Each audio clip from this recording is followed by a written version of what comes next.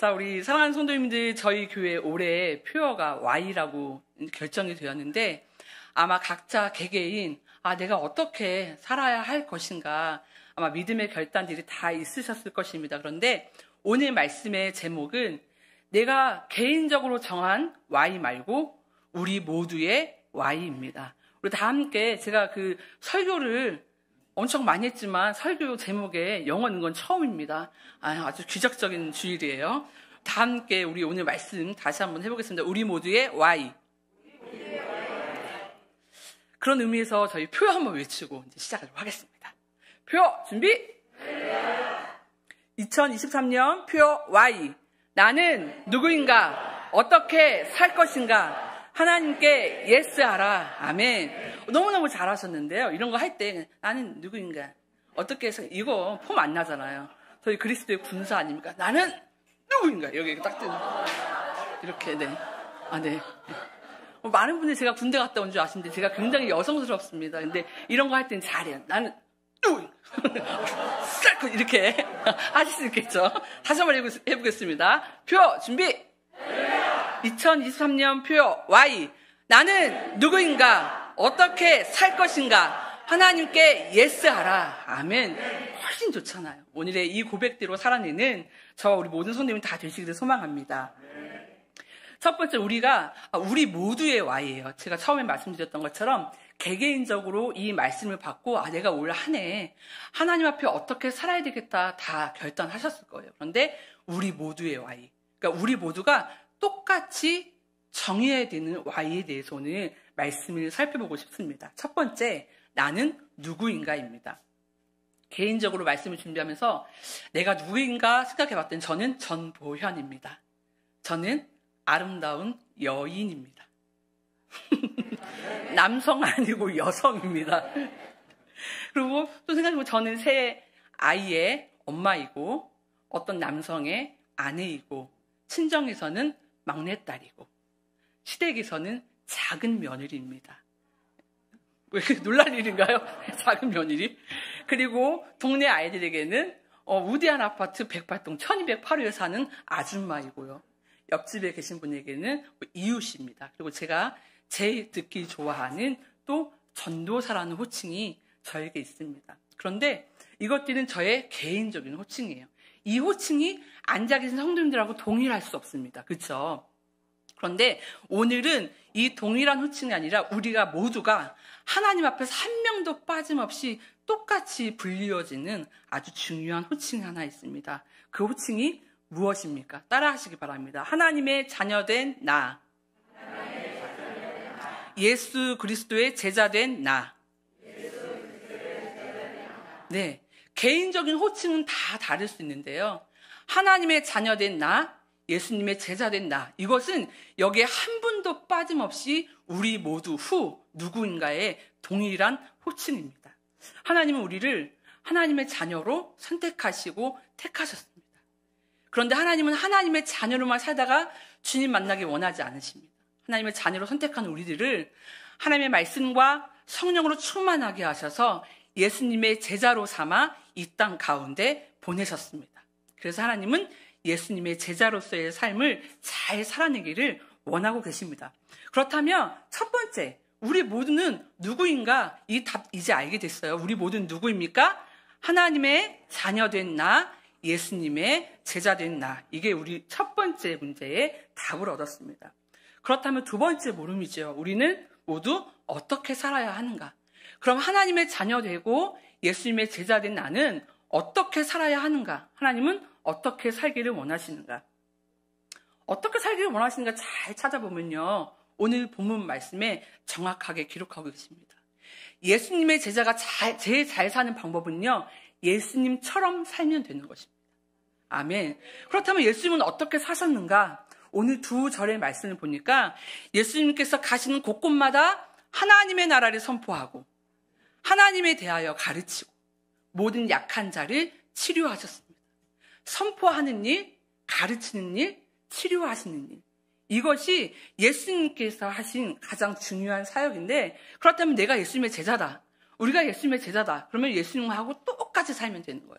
가는 곳곳마다 하나님의 나라를 선포하고 하나님의 말씀을 가르치고 모든 약한 자들에게 치료하는 그런 삶이 되기를 소망합니다.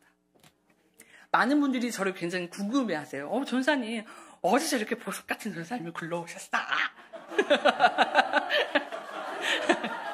많은 분들이 어떻게 오셨지? 이상하다. 이렇게 많이 말씀하세요. 근데 잠깐 소개하자면 저는 초등학교 1학년 때 예수님을 영접하게 됐습니다.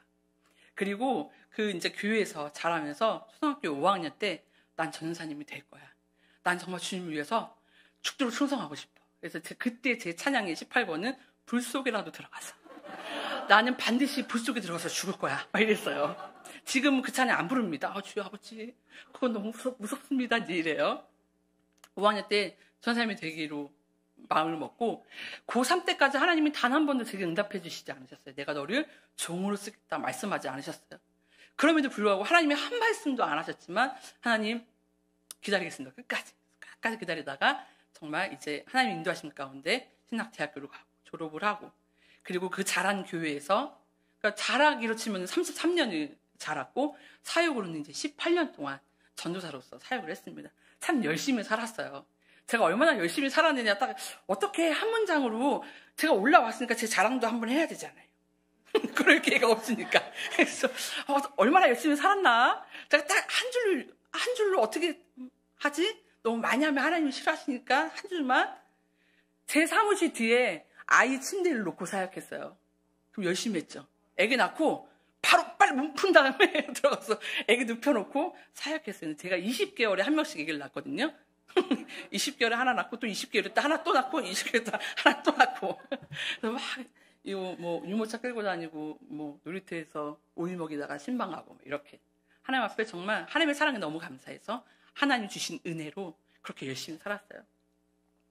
그래서 한참 정말 열심히 뜨겁게 살아가고 있는데 담임 목사님, 그래서 제 고향교회 담임 목사님도 제가 교회를 떠날 거라고는 단 한 번도 상상하신 적이 없고 저도 먹고 자란 그 교회, 또 우리 가족이 잘 믿는 분, 왔다 갔다 하는 분 다 해도 한 70여 명이 가족이 또 거기 다 있어요. 저도 꿈에도 안 꿔봤습니다. 제가 고향 교회를 떠나게 될 일이라고는 주님 외에는 아무도 모르셨어요. 가족도 몰랐어요. 그런데 하나님께서 강권하시기 시작하셨습니다. 어떤 특별한 계기가 있어서 사임을 한 게 아니라 주님이 제게 주신 마음은 처음으로 돌아가라 이거였어요. 그래서 저는 반문했습니다. 주님, 전 제가 봐도 그 처음 사랑 그대로 좀 잘하고 있는 것 같은데요, 주님. 제가 때가 덜 묻었습니다. 이렇게 막 버텼죠. 근데 처음으로 돌아가라. 몇 번 마음의 감동을 주셨어요. 그리고 하나님께서 강권하셔서 그 고향교회 목사님도 저를 놔주실 분이 아니고 저도 그 교회를 떠나서 사는 인생을 한 번도 생각해보지 못했기 때문에 절대 발을 내디딜 수 없는 상황인데 하나님이 몰아치시니까 이게 어떻게 안 되는 거예요. 그래서 하나님 확 몰아치셔서 저 솔직히 여기 우리 안에 살면서 주님이 교회에 있는지 몰랐거든요. 여기 은혜 받으러 왔다가 여기 그냥 뿌리를 내리게 된 거지 않습니까? 하나님의 은혜로. 그래서 이제 와서 처음으로 돌아가라고 하셨으니까 예, 아멘. 처음으로 돌아가겠습니다. 가만히 있는데 처음으로 어떻게 돌아가야 되나? 너무 막막한 거예요. 하나님 처음 어디가 처음이에요? 주님 어디로 가나요? 계속적으로 그렇게 하나님 앞에 질문했을 때 어느 날 말씀을 뒤에서 듣는데 이게 본문 말씀이 아니었어요. 스쳐 지나가듯 한번 읽고 지나가는 말씀이었는데 오늘 읽었던 이 본문 말씀 예수님께서 가시는 곳곳마다 하나님의 나라를 선포하고 하나님에 대해서 가르치고 약한 자를 고치셨다 하는 이 말씀이 확 눈에 들어오는 거예요. 그때 제가 아멘 했어요. 그때 제 생각, 어지러웠던 모든 생각이 딱 정리가 되는데 저는 나름대로 아이들에게 되게 재미있고 막 울트라 캡숑 짱 전사님 하면서 재밌게 놀고 열심히 했다고 했거든요. 근데 내 마음에 갈증이 뭐였냐면 이 사역을 한마디로 딱 깔끔하게 정리할 수는 없을까? 그러니까 내가 어떤 것을 하든지 간에 이렇게 해야 됩니다. 너희 이렇게 살아야 됩니다. 그 깔끔한 그게 필요하다. 늘 그런 갈증이 있었어요. 말씀을 딱 듣는데 하나님의 나라를 선포하고 하나님에 대해서 가르치고 모든 약한 자들을 찾아가서 치료하는 거. 이 말씀이 딱 오면서 처음으로 돌아가라. 이게 처음이구나. 제가 맨 처음 사역에 처음 생각하니까 아무것도 맡지 않았을 때, 진짜 어린이 부서만 맡았을 때는 이렇게 살았어요. 아이들에게 하나님 나라를 선포하고 아이들에게 말씀을 가르치고 그 아이들 한 명 한 명을 다 가정을 찾아가서 어린이 구역 예배도 드렸어요. 어른들하고 똑같이 했어요. 병이 있는 아픔을 찾아가고 장기결석자, 단기결석자 다 구분해서 엄청 열심히 관리했었거든요. 근데 사역이 많아지면서 이 본질이 조금씩 작아지기 시작했어요. 희석되기 시작했어요. 그때 하나님께서 저를 다시 한번 책찍질하셨습니다. 보현아, 처음으로 돌아가라. 그리고 그것을 그 정답을 계속 찾으려고 애썼을 때 하나님께서 말씀을 통해서 저에게 확인시켜 주셨어요. 그때 제가요, 이 포스트잇 빨리 적어서 막 적었습니다. 하나님 나라를 선포하는 거, 하나님에 대해서 가르치는 거, 이거다. 다 썼어요. 앞으로 난 이렇게 나간다. 그러니까요, 주일학교를 어떻게 경영해야 되는지가 딱 열리는 거예요. 내가 아이들에게 무엇을 중심으로 가르쳐야 되는지가 열리는 거예요. 내가 어떤 엄마가 돼야 되는지 비로소 그때서야 열렸습니다. 그래서 제가 하나님 앞에 부끄러운 고백이지만 참 늦게 바뀐 거잖아요. 오랫동안 사역을 했는데 열심히는 했었습니다. 그런데 하나님께서 이제 저에게 정확한 길을 열어주셨어요. 그래서 그때 제가 내가 아이들에게 어떠한 전도사가 돼야 되는가 고민했을 때 저는 재밌고 아마 전도사 쓰면은 말씀 시간이 너무 기다려져 막 이렇게 살았던 저에게 내가 아이들에게 어떠한 전도사가 돼야 하는가, 우리 아이들을 전도하고 우리 아이들에게 하나님 말씀을 구체적으로 가르치고 우리 아이들의 약한 부분을 치료해 줘야 되겠구나, 사랑해 줘야 되겠구나 해서요, 우리 주님의 기교회에서 학교 앞 전도가 시작이 된 거예요. 저 실은 막 이렇게 우락부락하게 생겨도요, 막 남한테 얘기하는 거 잘 못해요. 제가 제 이해 못하시는 분들 하면 꼭 병원 같은 데 가면 몇 개월이냐고 물어보고 막 이러잖아요. 저 그런 거 잘 못해요. 저는 그냥 애기 갖고 가만히 앉아있다가 주소만 마치고 오고 막 이러지, 이거 못해요. 저 시장 가서 뭐 잘 못 사요. 밥 먹을 때 저 반찬 달라고 얘기 못 한다니까요. 이거 좀 주십시오 막 이럴 것 같잖아요. 저 안 그래요. 그런데요, 딱 하나님 말씀이 제 영혼을 착 사로잡으니까요, 학교 앞에서요, 모든 아줌마가 내 친구야. 잘 지내시죠? 애들은요, 수고 많이 하셨어요. 주일날 애들 우리 교회에 맡기시고 한 2시간 푹 쉬세요. 우리 밥도 줍니다. 제가 그렇게 넉살이 좋아졌어요. 전도하기 시작했습니다. 그리고 저 제자훈련 한 번도 안 받아봤거든요. 한 번도 안 받아보고 가르쳐 본 적도 없어요. 근데 하나님 말씀 가르치는 거잖아요. 그래서 우리 아이들 몇 명 모아놓고 제자훈련 했습니다. 어떻게 하는지 모르고 했어요. 그런데 계속 할 겁니다.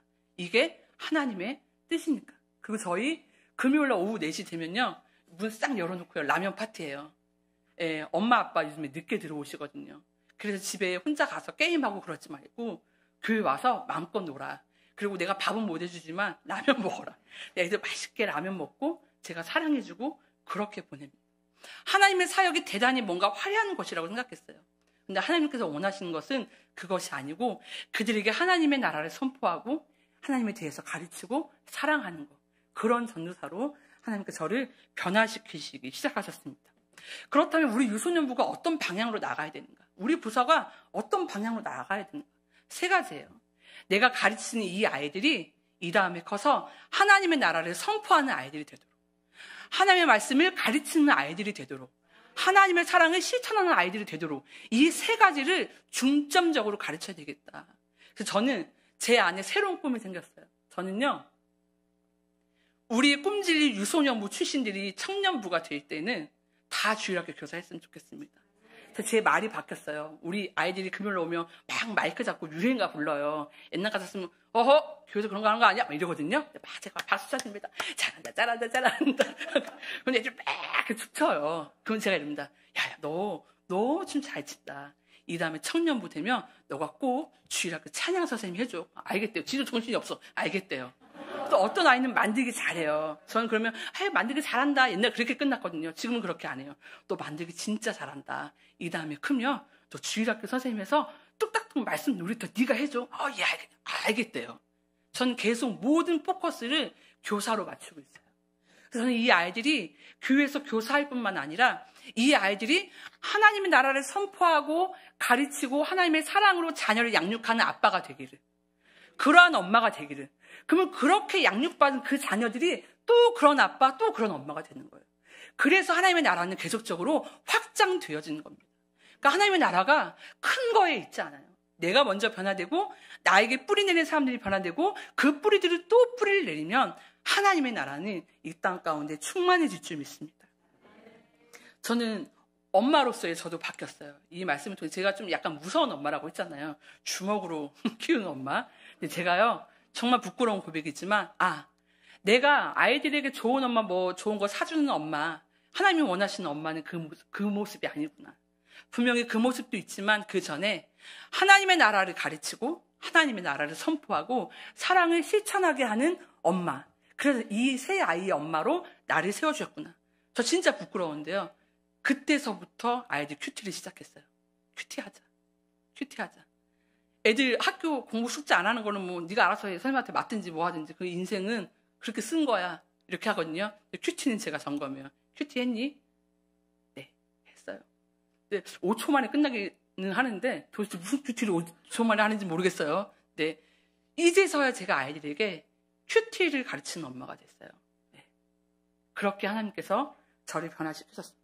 그렇다면 하나님은 내가 어떤 이웃으로 살아가길 원하시는가? 저 108동 1208호 아줌마 성격 좋아. 하나님은 그거 좋지요. 하나님 그 앞에 더 붙어야 돼요. 이웃을 전도하는 자 되기 원하십니다. 그래서 저는요, 우리 아이들하고 저희하고 진짜 인사는 잘해요. 막 누구를 만나면 안녕하세요. 왜냐면 자꾸 친해져야 되니까요. 그리고 나중에 저는 전도사입니다 이렇게 얘기하려고요. 막 누가 탄잔 이러고 있다가 갑자기 주님의 기회 세신자로 오면 제가 너무 당황스럽잖아요. 그래서 열심히 인사하는데요. 옆집에 계신 분이 집사님이세요. 다른 교회 다니세요. 근데 제가 보면 알잖아요. 교회를 잘 나가시는지.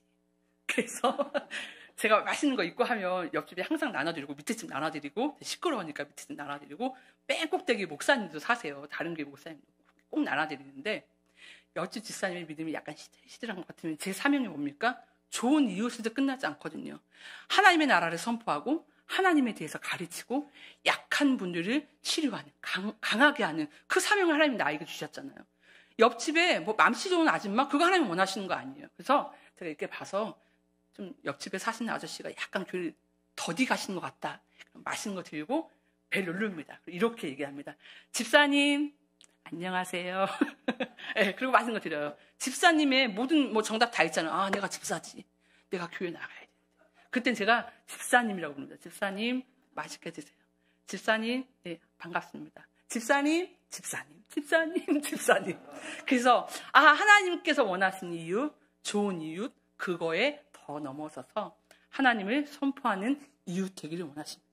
이렇게 해서 우리 모두는 누구인가? 우리는 하나님의 자녀입니다. 예수님의 제자입니다. 그렇다면 어떻게 살아야 합니까? 세 가지죠. 하나님의 나라를 선포하고 하나님에 대해서 가르치고 모든 약한 분들을 하나님의 사랑으로 치료하는 것. 그것이 우리가 살아가는 방법일 줄 믿습니다. 그렇다면 마지막입니다. 그렇다면 우리 알았어요. 이렇게 살아야지. 알았어요. 그렇다면 우리 마지막에 뭐 해야 되죠? 세 번째가 뭐죠? 하나님께 예스하라. 이제 우리가 하나님 앞에 해야 할 일은 아멘입니다. 아멘. 하나님, 제가 하나님의 자녀 되었습니다. 제가 예수님의 제자 되었습니다. 그렇다면 예수님께서 살아가셨던 그대로 살아내기를 소망합니다. 만나는 모든 자들에게 하나님의 나라를 선포하겠습니다. 만나는 모든 자들에게 하나님에 대해서 가르치겠습니다. 만나는 모든 자들에게 모든 약한 자에게 하나님의 사랑을 실천하겠습니다. 그런데 그것이 내 자녀, 내 가정, 내 직장, 내 사업장, 하나님께서 제가 이 땅을 살아가면서 겪게 되는 모든 사람들에게 그러한 삶이 되겠습니다라고 결단하는 저와 우리 모든 성도님들이 다 되시기를 소망합니다. 그러니까 이제요, 용돈 많이 주는 할아버지 할머니 좋죠. 근데 그 앞에 하나 더 붙어야 됩니다. 만날 때마다 하나님의 나라를 선포하고 하나님에 대해서 가르치고 하나님의 사랑으로 살아야 된다라고 말씀해 주시는 할아버지 할머니 되셔야 돼요. 우리 아이들에게 너는 하나님의 나라를 선포하고 하나님에 대해서 가르치고 하나님의 사랑을 실천하는 사람이 돼야 돼라고 얘기하는 엄마 아빠가 돼야 돼요. 오늘 1부 예배 때 김성원 집사님께서 대표 기도를 하셨는데요. 그때 이런 고백을 하셨어요. 하나님, 내 아이들이 공부를 잘했으면 좋겠습니다. 내 아이들의 성격이 좋아서 친구가 많았으면 좋겠습니다. 내 아이들의 재능이 많아서 예체능을 잘했으면 좋겠습니다. 하시면서 그러나 그 무엇보다도 하나님을 가장 잘 믿는 아이들 되기 원합니다. 이렇게 신앙의 고백을 하셨어요. 그래서 저도 함께 기도하면서 참 눈물이 났던 그런 고백이었습니다. 그러한 부모님이 되시기를 소망합니다. 우리 둘째 딸은요, 수박 장수를 하겠대요. 수박 장사. 너는 꿈이 뭐니? 전 수박을 팔 거예요.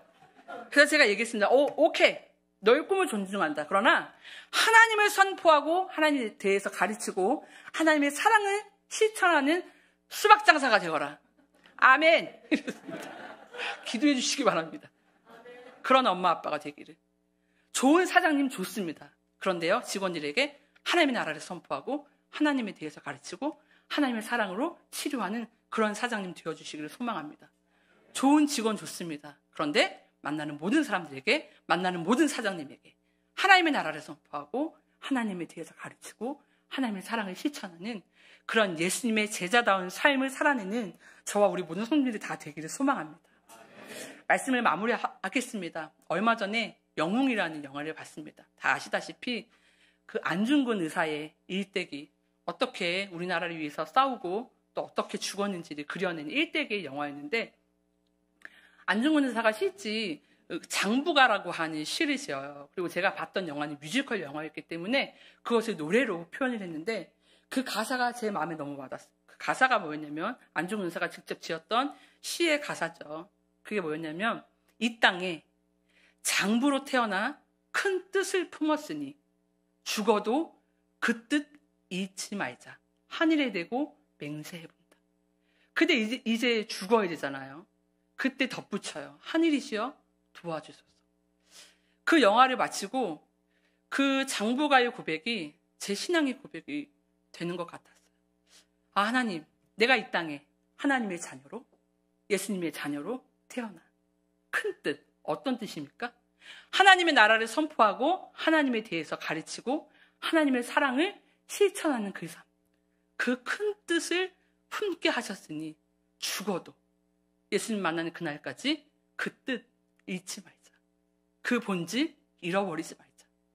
내가 어떠한 재밌는 유능한 전도사로 불리는 것이 아니라 전도사님의 일생은 하나님의 나라를 선포하고 하나님을 가르치고 하나님의 사랑을 실천했다. 저 전사님 때문에 내가 주일학교 교사를 하게 됐다. 저 전사님 때문에, 그 가르침 때문에 내가 이런 아빠가 되고 이런 엄마가 될 수 있었다.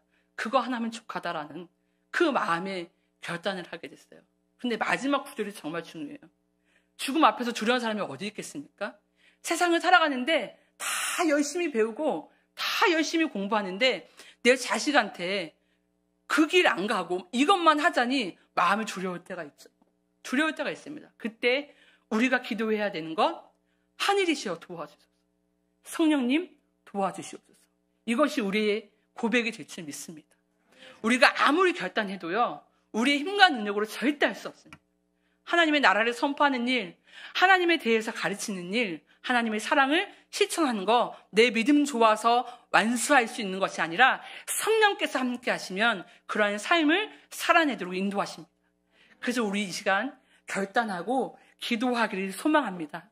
우리가 이 땅 가운데에 하나님의 자녀로, 예수님의 자녀로 태어났는데 큰 뜻을 품게 하셨으니 성령께서 우리 안에 내주하시고 역사하셔서 이 뜻이 온전히 이루어질 수 있도록 해달라고 우리 함께 기도하는 시간 갖도록 하겠습니다.